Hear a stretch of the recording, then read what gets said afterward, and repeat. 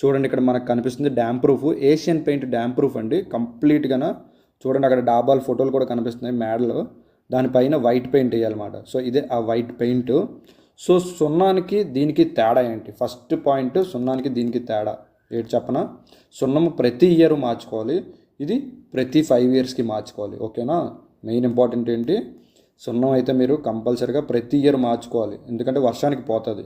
అదే ఈ damp proof వేశారనుకోండి 5 ఇయర్స్ వారంటీ, కంపల్సరీ 5 ఇయర్స్ అనేది మీకు వస్తుంది. అండ్ వర్షానికి మీకు చెమ్మ కూడా లాగదు లోపలికి అంటే పైన డాబా మీద పడిన వర్షం డైరెక్ట్గా ఈశాన్యంలో మన పైప్ ఇస్తాం కదా, ఆ పైప్కి వెళ్ళిపోతుంది.